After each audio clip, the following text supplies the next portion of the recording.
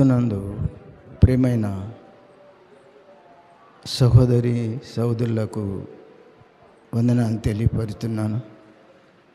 ఈరోజు మనం చాలా ప్రాముఖ్యమైన అంశాన్ని వినబోతున్నాం. అంటే మారు మనసు అనేది ఎలా ఉంటుంది? మారు మనసు అంటే ఈరోజు మనం చెప్పబోయే అంశము, వినబోయే అంశం దేవుని దయ వలన ఒకసారి అంశాన్ని చూడండి. అంశము: నినివే వారు యోనా ప్రకటన విని మారు మనసు పొందిరి. యోనా ఎన్నాళ్ళు ప్రకటించాడు నినివే పట్టణంలో? ఎన్ని రోజులు పట్టించాడు చెప్పండి? నినివే పట్టణం అనేది 1,20,000 మంది జనాభా కన్నా పైన ఉన్నారు ఆ యొక్క పట్టణంలో. అంటే 1,20,000 మంది పైన ఉన్నారు.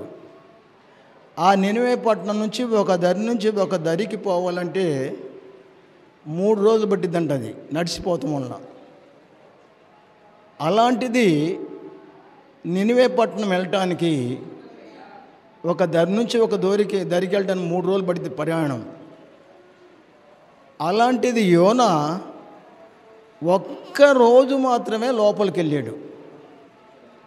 యోనా ఉద్దేశం ఏంటంటే నినివే వారు ఎవరు రక్షింపబడకూడదు, వాళ్ళందరూ నరకానికి పోవాలన్నది ఆ ప్రవక్తకు ఆలోచన. మరి ఆయనకి ఎందుకుందో ఆ ఆలోచన తెలియదు. అది 3 రోజులు పోవాల్సిందే, ఒక్కరోజు అంత లోపలికి వెళ్ళాడు, ప్రకటించి బయటకు వచ్చేసాడు. ఇవాళ మనం అంశం వినబోతున్నాం. దానికి ముందుగా యేసుప్రభు అనేకమైన అద్భుతాలు, సూచక్రియలు, మహత్కార్యాలు చేశాడు. వారందరూ కూడా చాలామంది మారు మనసు పొందలేదు. అప్పుడు ప్రభు అన్నాడు కదా, మీరు అనేక అద్భుతాలు, సూచక్రియలు చేశాను నేను మీ మధ్యలో, అయినా సరే మీరు మారు మనసు పొందలేదు. మీ గతి కంటే నినివే వారి గతి రేపు మేలైద్ది అన్నాడు. సొదొమ గొమొర్రాది వాళ్ళ బతికి మేలైద్ది అన్నాడు. మారు మనసుకు ఎవరైతే తగిన క్రియలు చేయరో, మారు మనసు ఎవరిలో లేదో వాళ్ళు చెట్టు ఏరిన గొడ్డలు ఉన్నటువంటి దాన్ని నరికి వేసి పారేస్తాడు దేవుడు రేపు.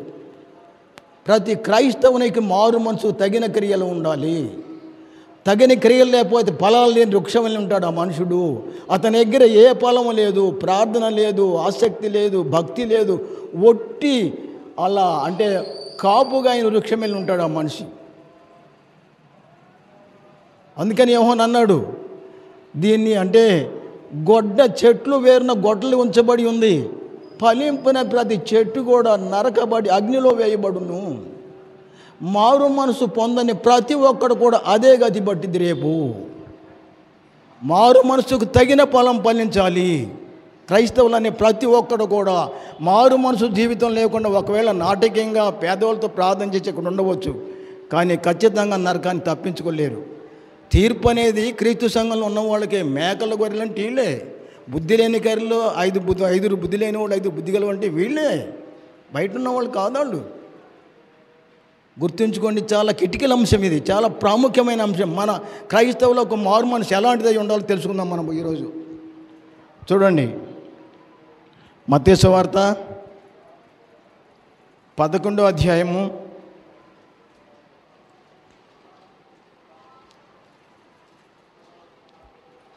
20 నుంచి 24 వరకు చూద్దాం.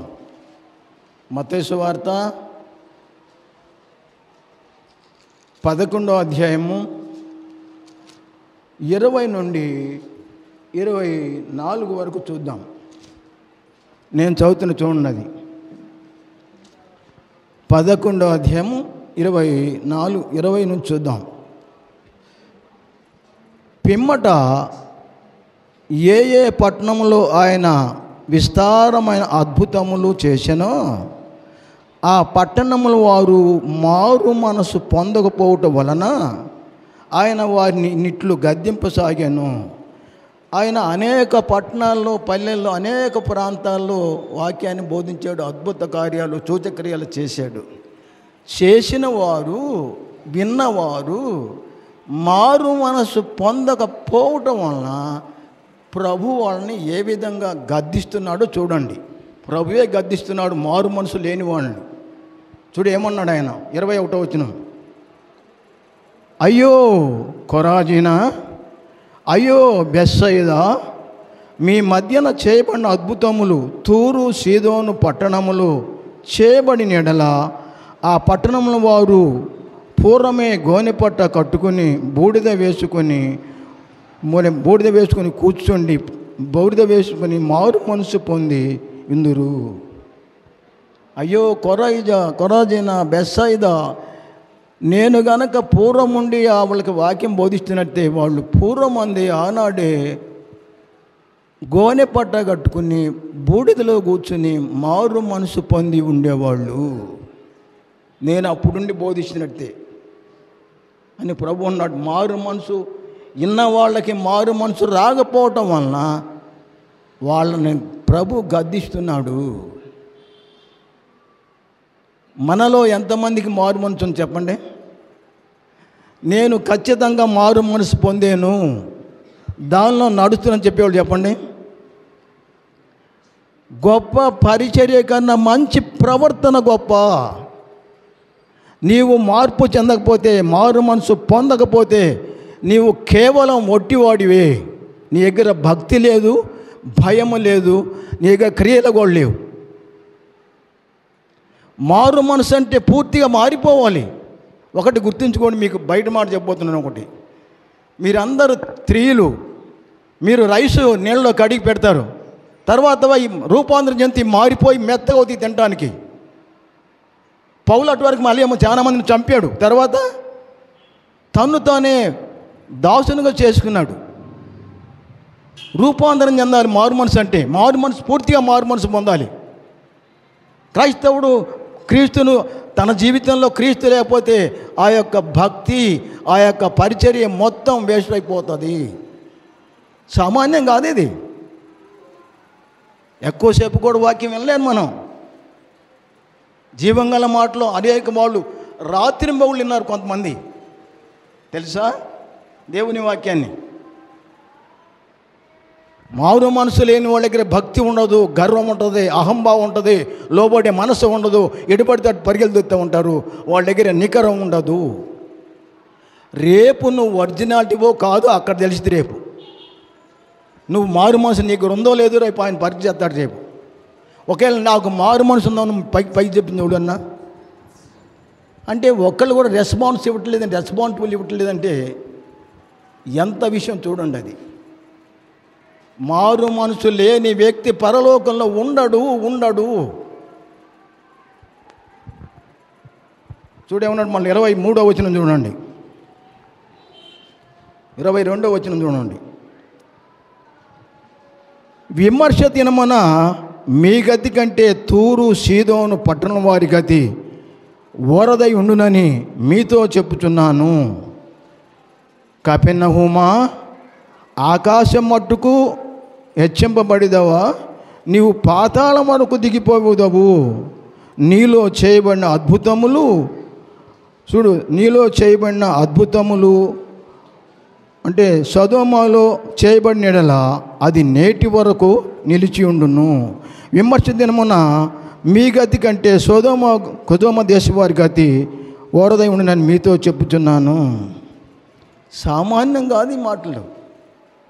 అయ్యో కపెర్నహూమా,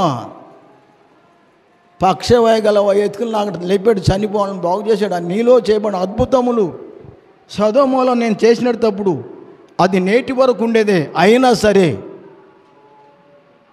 సరే రేపు మీ మీద నేరస్థాపన చేస్తారు వాళ్ళు. రేపు అంత్య దినాన సొదొమ గొమొర్రాలు నిలబడి మీ మీద నేరస్థాపన చేస్తారు. అయినా సరే అది అంత కఠినంగా ఉండారు మీరు అని చెప్తున్నాడు. ఆయన గద్దిస్తున్నాడు. మళ్ళీ చూడండి లూకా వార్త లోకాజోడు ఏమంటున్నాడు మళ్ళా. గుర్తుంచుకోండి ఈ విషయాలు, ప్రభు చెప్పాడు ఈ విషయాలు మనకి. వినిపోవటం కాదు, వాక్యం నువ్వు పూర్తిగా మారట్లేదు, మార్పు లేకపోతే నువ్వు క్రైస్తవుడు కాదు, మారు మనసు నీ దగ్గర లేదు. చూడండి, మార్కు సువార్త 10వ అధ్యాయము. మార్కు సువార్త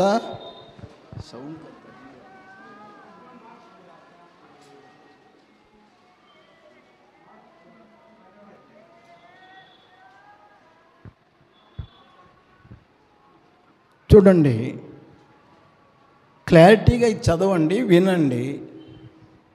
ఇమీడియట్లీ ఇప్పుడే మారు మనసు పొందవచ్చు. మనం తిరిగి మళ్ళీ అవకాశం ఉంది. ఈరోజు నుంచే, ఈ గంట నుంచే స్టార్ట్ చేయొచ్చు ఆ జీవితం లోకంలో. ఈరోజు నుంచే, ఈ తారీఖేసును కూడా. ఇలా మే నెల 5వ తారీఖు, ఈ తారీఖేసుని ఈ రోజు మేము స్టార్ట్ చేయొచ్చు జీవితాన్ని మార్చుకోవటానికి. చూడండి, లూకాసు వార్త 10వ అధ్యాయము 13 నుంచి 10-13 నుంచి. అయ్యో కొరాజీనా, అయ్యో బెత్సయిదా. చూడేమన్నాడు, మీ మధ్యన చేయబడిన అద్భుతములు తూరు సీదోను పట్టణములలో చేయబడిన ఎడల ఆ పట్టణంలో వారు పూర్వమే గోనెపట్ట కట్టుకుని బూడిద వేసుకుని కూర్చోండి మారు మనసు పొందియుందురు. అయినను విమర్శకాలమందు నీ గతి కంటే తూరు సీదోనుల పట్టణం వారి గతి ఓరదై ఉండినని చెప్పాను. చూసేవా, అయ్యో కొరాజీన, బెత్సయిదా, తూరు సీదోను ప్రాంతం వాళ్ళకి రేపు మీ మీద నేరస్థాపన చేస్తారు. గద్దిస్తున్నాడు మారు మనసు పొందకపోవటం వలన, నీ జీవితం మార్చబడకపోవటం వలన. ఆయనకి ఇష్టం లేదు నువ్వు మారు మనసు పొందకపోతే. ఏదోలే అనుకున్నావు, ఆరాధనకు వస్తున్నావు, అది భక్తి కాదు.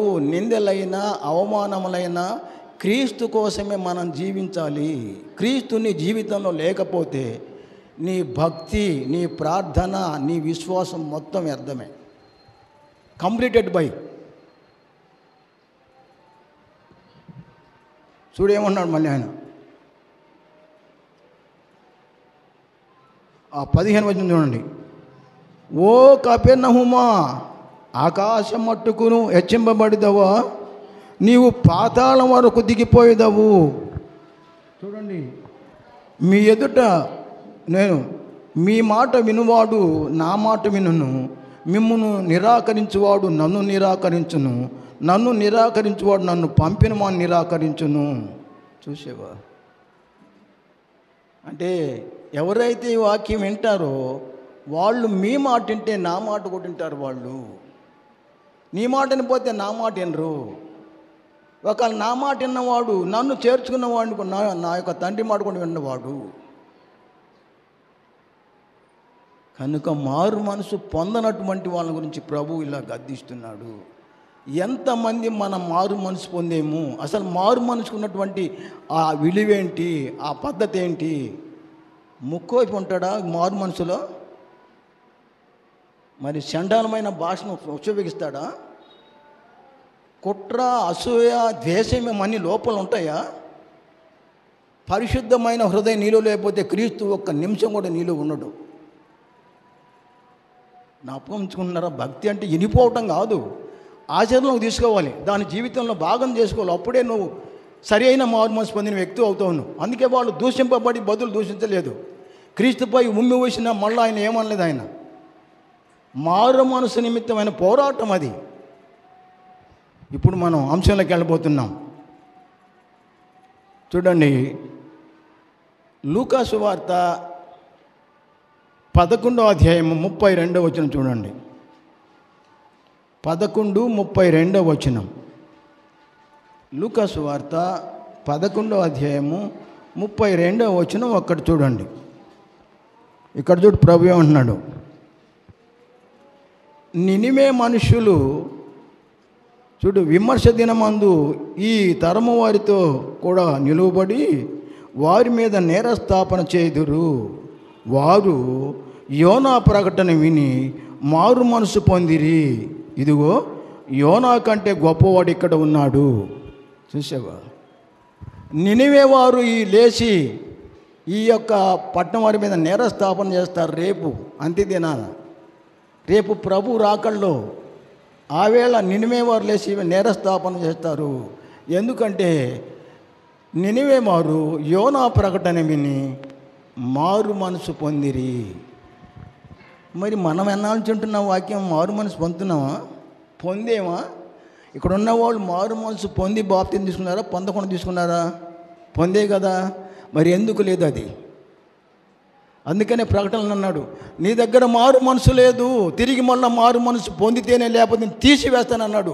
ప్రకటన 3:2 అధ్యాయంలో మారు మనసుకు తగిన క్రియలు మనం ఫలించాలి, మార్పు చెందాలి, రూపాంతరం చెందాలి. పాలలో తోడితే పెరుగు అయిపోతుంది, బియ్యం వండితే అన్నం అయిపోతుంది. అంటే మార్పు, రూపాంతరం చెందాలి. మనం రూపాంతరం చెందట్లేదు. ఇప్పుడు చూద్దాం మనం యోనా గురించి. చూడండి, ఈ విషయాలు మొత్తం యోనా గురించి చెప్పాడు ప్రభు. ఇంకో విషయం చూడండి, యేసు ప్రభుని ఒకసారి అన్నారు కదా, ప్రభువా ఒకసారి నువ్వు ఒక సూచక్రియ చేయి చూడాలి మేము అన్నారు వాళ్ళు. సూచక్రియ? వ్యభిచారమైన చెడ్డవారు మీరు సూచక్రియ అడుగుతున్నారా? మీరు వ్యభిచారించి చెడ్డవారు మీరు సూచక్రియ అడుగుతున్నారా? చూడని ఏమన్నాడు మత్తయి సువార్త 12వ అధ్యాయము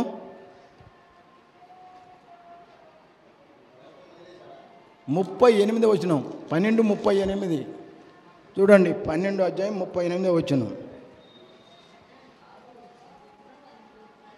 12వ అధ్యాయము 38వ వచనం.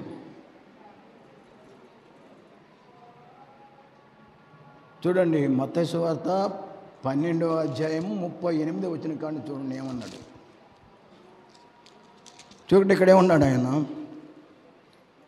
అప్పుడు శాస్త్రులను పరిచయులు కొందరు, బోధకుడా నీ వలన ఒక సూచక క్రియ చూడగోరుచున్నామని ఆయనతో చెప్పగా, ఆయన ఇట్లనెను, వ్యభిచారులైన చెడ్డతరం వారు సూచక్రియ అడుగుచున్నారు. ప్రవక్త అయిన యోనాను గుచ్చిన సూచక్రియ కానీ మరి ఏ సూచక్రియ వారికి అనుగ్రహింపబడదు. యోనా 3 రాత్రింబవళ్ళు తిమింగలం కడుపులో, అంటే తిమింగలం కడుపులో ఉండెను. మనిషి కుమారుడు 3 రాత్రింబవళ్ళు భూగర్భంలో ఉండును అధ్యాతన్ అన్నాడు. అప్పుడు శాస్త్రుల్లో పరిచయలోను కొందరు, బోధకుడా నీ వలన ఒక సూచక్రియ చూడగోరుచున్నామని ఆయనతో చెప్పగా, ఆయన ఇట్లనెను, వ్యభిచారులైన చెడ్డతరం వారు సూచక్రియ అడుగుచున్నారు. ప్రవక్త అయిన యోనాను గుచ్చిన సూచక్రియ కానీ మరి ఏ సూచక్రియ వారికి అనుగ్రహింపబడదు. యోనా 3 రాత్రింబవళ్ళు తిమింగలం కడుపులో ఎలాగూ ఉండెనో మనుష్య కుమారుడు 3 రాత్రింబవళ్ళు భూగర్భంలో ఉండును. నినివే వారు యోనా ప్రకటన విని మారు మనసు పొందిరి. విమర్శ దినమున నినివే వారు అంటే మారు మనసు పొందిరి గనుక నినివే వారు ఈ తరం వారితో నిలువబడి వారి మీద నేరస్థాపన చేయుదురు. ఇదిగో యోనా కంటే గొప్పవాడు ఇక్కడ ఉన్నాడు. యోనా కాదు, ప్రవక్తలందరికన్నా, సొలొమోను కన్నా, అందరికన్నా కూడా ఈయన దేవుడు అందరికన్నా గొప్పవాడు ప్రభు. ఆ గొప్పవాడు చెప్పినప్పుడు మీరు మారు మనసు పొందినటువంటి పట్టణాలను ఆ విధంగా ప్రభు గద్దించాడు.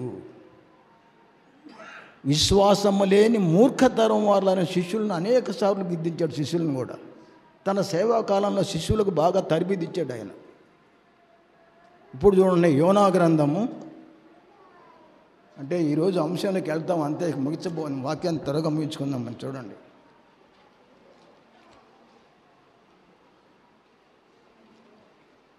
యోనా గ్రంథము 1వ అధ్యాయము.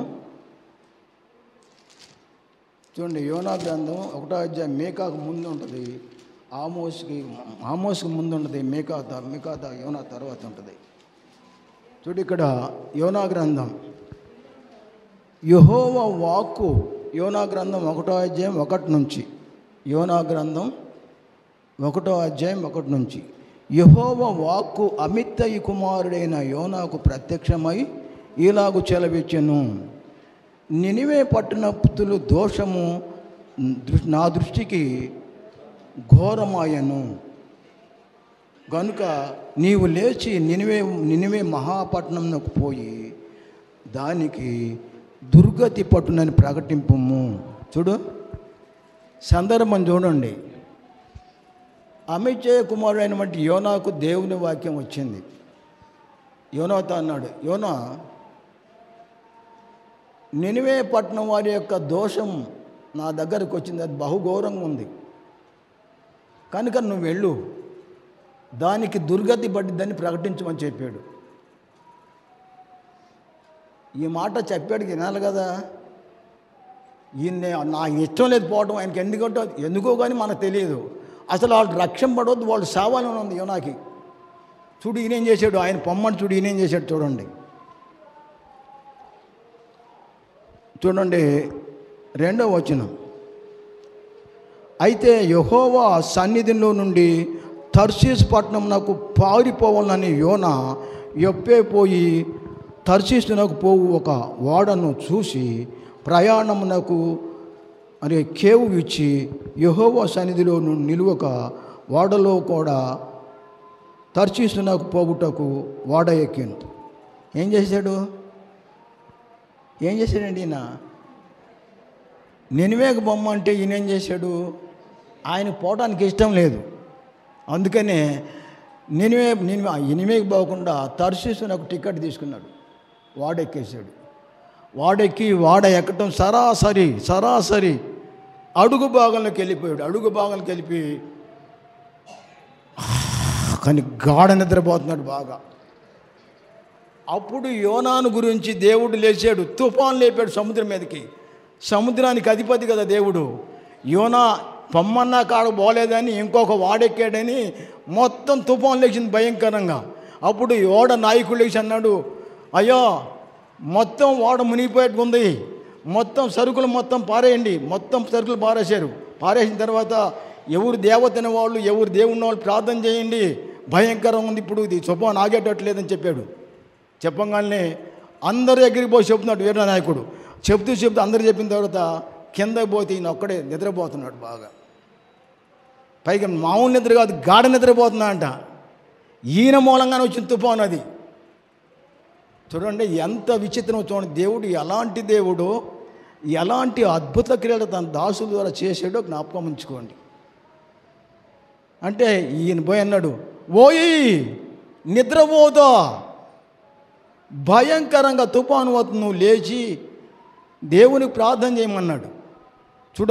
బాబు తీసుకొచ్చి పెట్టు. చూడు అప్పుడు ఏమైందో. 6వ వచనం కాడ నుంచి నేను ముందుకు చెప్పే విషయం మీకు.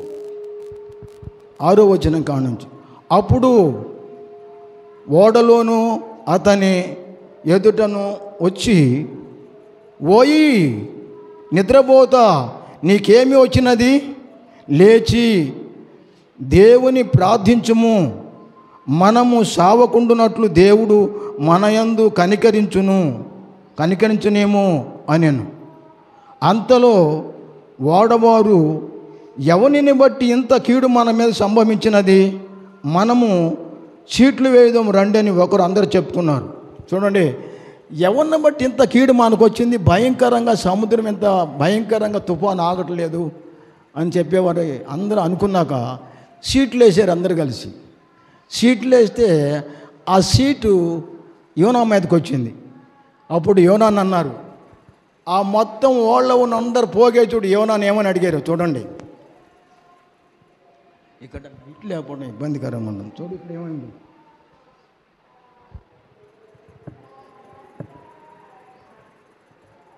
సీట్లో యోనా మీదకి వచ్చింది అది. చూడు అప్పుడు ఏమైంది, వాళ్ళు అతడు వారితో ఇట్లనెను, అంటే 8 కానుంచి, కాబట్టి వారు అతన్ని చూసి, ఎవరిని బట్టి ఈ కీడు మనకు సంభవించునో, నీ వ్యాపారం ఏమిటి, నీవెక్కడుందువు,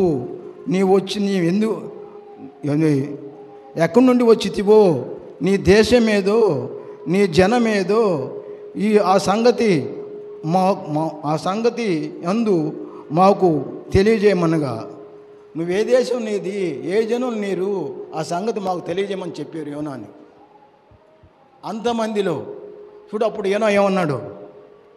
9వ వచనం, అతడు వారితో ఇట్లనెను, నేను హెబ్రీయుడును, సముద్రమునకును భూమికిని సృష్టికర్త అయిన ఆకాశముల నుండు దేవుడైన యెహోవా యందు నేను భయభక్తులు గలవాడునై ఉన్నాను అని మాట చెప్పగానే తాను యెహోవా సన్నిధిలో నుండి పారిపోవచ్చున్నాను అని అతడు ఆ మనుషులకు తెలియజేసి గనుక అలా ఆ సంగతి తెలుసుకుని మరింత భయపడి, నేను యెహోవాను అంటే సేవకుడిని, ఆకాశాన్ని భూమిని సముద్రం కలిగిన ఆయన యొక్క సేవకుడు, నేను ఆయన సన్నిధి నుంచి పారిపోతున్నాను నేను అనగా నీ మాట చెప్పమని వాడు ఇంకా భయపడ్డారు. ఇంకా నేనైనా దేవుని బిడ్డ అన్నమాట.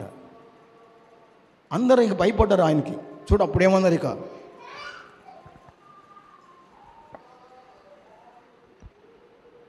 10వ వచనం చూడండి, తాను యెహోవా సన్నిధిలో నుండి పారిపోతున్నట్టు అతడు మనుషులకు తెలియజేసి ఉండెను. గనుక వారు ఆ సంగతి తెలుసుకుని మరింత భయపడి నీవు చేసిన పని ఏమిటి అతన్ని అడిగిరి. నువ్వేం పని చేసావు అని అడిగారు వాడు. చూడు అందుకేమన్నాడు ఆయన, అప్పుడు వారు సముద్రము పొంగుతున్నది, తుఫాను అధికముగా వచ్చుతున్నది, సముద్రము మా మీదకి రాకుండానట్లు నిమ్మలించినట్లు మేము నీకేమి చేయవలనని అడుగగా, సముద్రం పొంగుతుంది, సముద్రం నిమ్మలించడానికి మేము నీకేం చేయాలి చెప్పు అన్నారు. చూడు ఎంత భయంకరమైన పరిస్థితి. సముద్రం బాగా ఉధృతంగా పొంగుతుంది. అది సముద్రం నిమ్మలించాలంటే నువ్వు ఆ సముద్రానికి, ఆకాశానికి, భూమికి దేవుడువైనా ఆయనకు దాసుడు అని చెబుతున్నావు కదా. ఆ సముద్రం నిమ్మలించాలంటే మేమేం చేయమంటాం మమ్మల్ని, నీకేం చేయమంటాం మమ్మల్ని అన్నారు వాళ్ళు. చూడు అప్పుడు ఏమన్నాడు ఆయన, బాబుని అటు తీసుకెళ్ళండి. 11వ వచనం చూడు,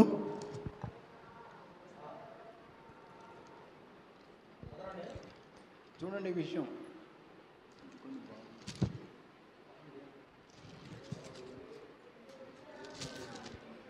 మేము నీకేం చేయమని అతన్ని అడుగగా, యోనా నన్ను బట్టియే ఈ గొప్ప తుఫాను మీ మీదకి వచ్చి ఉన్నది, నన్ను బట్టే ఈ తుఫాను మీ మీదకి వచ్చి ఉన్నది, నాకు తెలిసి ఉన్నది, నన్ను ఎత్తి సముద్రంలో పడవేయండి, అప్పుడు సముద్రము మీ మీదకి రాకుండా నిమ్మలించునని అతడు వారితో చెప్పాను. చూసేవన్నాడు, నన్ను బట్టే ఈ తుఫాను మొత్తం మీ మీదకి వచ్చింది, నన్ను ఎత్తి సముద్రంలో పడవేసేయండి. అయినా సరే వాళ్ళకు మనసు లేక, తర్వాత చదువుకోండి, నేను మళ్ళీ ముందుకెళ్తున్నాను, చెట్లు బాగా స్పీడ్గా తీస్తున్నారు ఇంకా, అయినా సరే వాళ్ళు వల్ల కావట్లేదు. అప్పుడు ఇక వాళ్ళు నిర్ణయానికి వచ్చారు, ఇక ఈయన ఎత్తి సముద్రం అయిపోతున్నారు. చూడు అప్పుడు ఏమైంది మళ్ళీ అదే అధ్యాయంలో చూడు 14వ వచనం, కాబట్టి వారు యెహోవా నీ చిత్త ప్రకారం నీవే దీన్ని చేసితివి, ఈ మనుషుని బట్టి మమ్మును లయము చేయకుందుగాక, నిర్దోషిని చంపిన నేరము మా మీద మాపకుండుగాక అని యెహోవాకు మనవి చేసుకొని యోనాను ఎత్తి సముద్రంలో పడవేసిన సమయమందు సముద్రం పొంగకుండా ఆగాను. ఎప్పుడైతే సముద్రంలో పొంగి పడేసారు ఎత్తి, వాళ్ళు అన్నారు, చూడు ఎంత దయగల వాళ్ళు, ప్రభువు ఒక నిర్దోషిని మేము చంపామన్న ఆ దోషం మా మీద రాకుండాను గాక అని చెప్పి అన్నారు. ఆ యెహోవాను స్తుతించారు, యెహోవానికి ఆయనకి బలి ఇచ్చారు. ఆయన మళ్ళీ వాళ్ళు ఆ మనిషిని ఎత్తి సముద్రంలో పడేశారు. పడేసిన మరుక్షణమే సముద్రం నిమ్మలించింది. వెంటనే సముద్రం పడేయగానే వెంటనే దేవుడు ఒక గొప్ప పెద్ద చేపను పంపించాడు. వెంటనే అమంతంగా యోనాను మింగేసిన చేప. చూడండి ఇక్కడ ఆపుతున్నాను వాక్యం. యోనా ఇక ఏమైందో వచ్చే వారం చూద్దాం. ఇక యోనాను శాపం మింగేసింది, గుర్తుంచుకోండి. మారు మనసు పొందకపోవటం వల్ల ఏమైందో రేపు తెలుసుకుందాం మనం. అంటే 3 రాత్రింబగళ్ళు శాప గడుపులో ఉండి దేవుని అద్భుతం చూడండి. అరిగిపోలా. 3 రాత్రింబగళ్ళలో ప్రయాణించి నినివే రేవులో గక్కింది ఈయన తీసుకెళ్ళి. ఈయన 2వ అధ్యాయంలో ప్రార్థన చేస్తాడు యోనా, ప్రభువా సముద్ర అగాధ జలములు నన్ను చుట్టుకుని, అంటే శాప కడుపులో ఉంది ఆయనకి, బాహుడిలో ఉంది ఆయనకి. నన్ను క్షమించు, నేను నీకు బలిస్తాను, నేను బాగా నడుచుకుంటా చెప్పి అంటున్నాడు ఆయన. ఈ ప్రార్థన చెందిన 2వ అధ్యాయం అంత అదే. 3వ అధ్యాయం రేపు చూద్దాం మనం ప్రభు చిత్తమైతే. ఇక్కడ నేను వాక్యాన్ని ఆబ్జెక్ట్ గుర్తుంచుకోండి. మారు మనసు ఎవరి దగ్గర ఉండదో వారు రేపు బయటపడతారు. మారు మనసుకు తగిన క్రియలు చేయాలి మనుషులు. మారు మనసు లేని వారు దేవునికి ఇష్టలు కారు. అందుకనే మారు మనసు పొందకపోతే మీ గతి కూడా అంతేనని చెప్పాడు ఆయన సువార్త చెప్పిన ఆ పట్టణాల్లో. అసలు మారు మనసు పొందిన కానించి మనంతటికి మనం ఎప్పుడైనా పరీక్ష చేసుకున్నామా? నేనేం మారాను? నా జీవితంలో ఒకరికి నేను వాక్యం చెప్పానా? ఒకరిని నేను ప్రోత్సహించానా? లేక ఒకరిని చెడగొట్టానా? లేక నేను చెడిపోయానా? ఏమన్నా మారు మనసు పొందిన వ్యక్తి అయితే నీవు క్రీస్తు నీలో ఉంటాడు.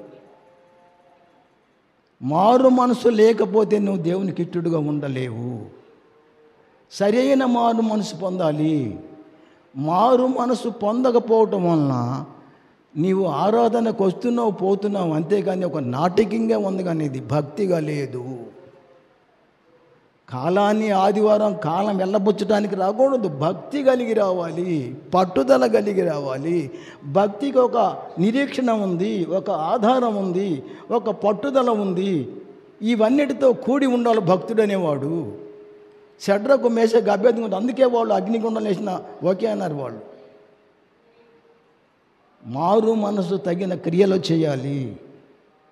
మీలో మారు మనసు లేకపోతే దేవుడు అంగీకరించాడు. అది భక్తి కాదు. ఎంత గొప్ప పరిచర్య చేసినా, ఎంత కానుక నువ్వు ఇచ్చినా మొత్తం వేస్ట్ అయిపోతుంది అది. అందుకనే ప్రవర్తన గొప్పది వాటన్నిటికన్నా కూడా. కనుక మీరెవ్వరు మారు మనసు పొందారో పొందలేదో మిమ్మల్ని మీరే పరీక్ష చేసుకోండి. మారు మనసు పొందని వారు అందరిని గద్దించాడు ప్రభు.